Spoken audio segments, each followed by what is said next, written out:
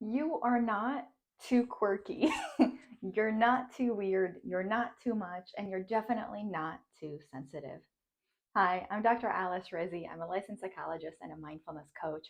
And I'm here to share with you all I know. So, this one is a little bit more personal because I do want to share a little bit about myself, my outside of my professional self with you, because I think that's important because a lot of what I've learned through my lived experiences um, are what gets me going in this work and helps me be as passionate as I am, help clients in the way that I can. It's all from my own personal experience.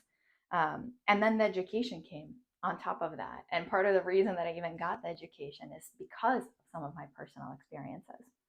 So, growing up, I was always told that I was too sensitive.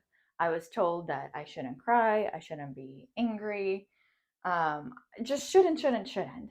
And so I grew up with this very like highly perfectionistic mentality that there is this specific way that you're supposed to be. In particular, if you're an adult. So adults are grown up, they know all the right rules, they know all the right things to do, they get to make all of the decisions, and the decisions that they make are to an extent final, but also like because they said so, right? How many of us have heard because I said so as the rationale for making a specific choice or decision?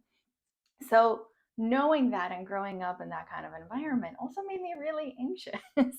And so, part of the reason that I went on to study psychology is to learn how to manage my own anxiety. I might not have said that at the time, but now in hindsight, 16, 18, 20 years later, I can say that. I was really anxious and I was told that I was too sensitive. Now I have a much better understanding of both. I understand why I was so anxious, in part because of the environment I grew up in part because of how my brain is wired, in part because of the experiences that I had to face, and even those that I put myself in contributed to some of that anxiety. Now, as far as the sensitivity, I do identify with being a highly sensitive person, which, according to some research, 20% of the population are highly sensitive people. So, if you're here, you might be a highly sensitive person too. That's not a mental health diagnosis, it's not like a thing that you have. You just happen to be more highly sensitive than other people, than the other 80% of the population. So the way that it can show up, or the way that it showed up for me growing up, was it was really easy for me to cry, to get upset, to feel overwhelmed with my emotions and not know what to do with them. And actually, fun fact, when I was about 16 years old, my grandmother got me a guinea pig because, according to her, guinea pigs are supposed to help you regulate your emotions. And I thought that was the sweetest thing. And I now have a special like attachment with guinea pigs. I still think that they're adorable. They're wonderful pets, especially for responsible kids and teens. And I do think there might have been something to it. Like, I do feel like when I was feeling emotional or overwhelmed, spending some time with my guinea pig really helped me get through that time. Maybe it sounds silly to some of you, but that was my experience. As I mentioned, I do have a dog, so I think dogs and cats and birds can also be wonderful teachers for us and help us get through tough times, as long as you feel able to take care of them too. So,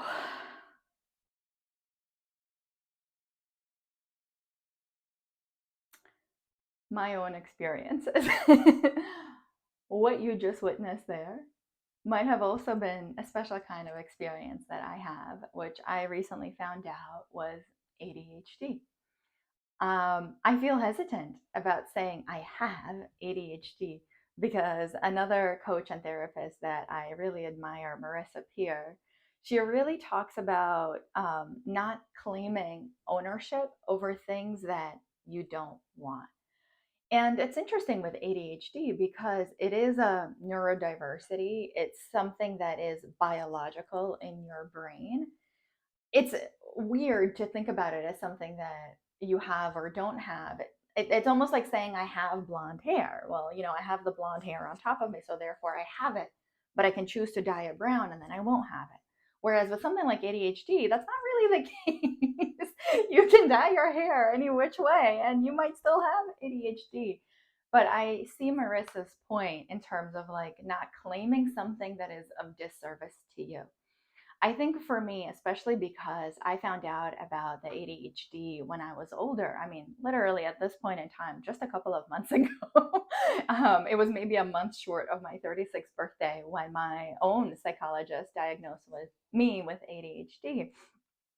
I think at that point, I've already known many people, many successful, highly ambitious, driven women that I admire who said, "Hey, I have ADHD. Hey, this is something that I have to manage in my life. And this is my superpower." So I very much, in a way, like grew up with in my older years with the idea that ADHD isn't something bad to have. That it can actually make you, or you can still be successful, intelligent, smart, funny, quirky, all of the things, and have ADHD. So it's almost like I get Marissa's point about not claiming things that you don't want. Like, let's just say cancer, right? Like, her advice is don't say, I have cancer. Say the cancer if you must, but don't claim it as your own because you definitely don't want it. With ADHD, knowing that it is part of me, it's something that was probably always a part of me. I just didn't know it. I didn't know how to identify it. I'm kind of okay claiming it. I'm okay with it being a part of my identity now because it helps explain so much. So, just as an example to rewind, we know that ADHD can really make emotion regulation more of a challenge. And so, for my entire life, I thought, oh, I'm too sensitive because that was the message that I got. But maybe it was just because I had ADHD. Maybe people around me thought I was too sensitive, but my sensitivity was a part of ADHD, right? And similar with the anxiety, I had a hard time managing anxiety and overwhelm. That could have also been ADHD. And so I'm still integrating all of the different layers of what like having or just identifying with these things means. And so I just wanted to let you know, like, if you feel quirky or different or weird or neurodivergent, like, none of those are bad things. You can choose to identify with some of them. You don't have to. If it's not serving you, don't claim ownership over it. Don't say that you have it. But if you do recognize it as part of your identity and it helps you to think as you having it, then by all means. Something that we're going to talk a lot about on this channel is being mindful of the language that you use. It's something that I'm always teaching my clients. Just pay attention to the words that you use and how do they make you feel? And what if you change the words ever so slightly and notice that?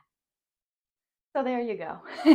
Here's a little bit about me, my childhood, the way that I grew up, things that I currently identify with, and maybe at some point I'll change my mind. But I know that it helps me to hear other people talk about these things. I think this is how we destigmatize mental health and treatment and our own neurodivergence and uniqueness. And so I really hope that this was helpful for you. So, like and subscribe, and let me know what else you want to hear. Bye for now.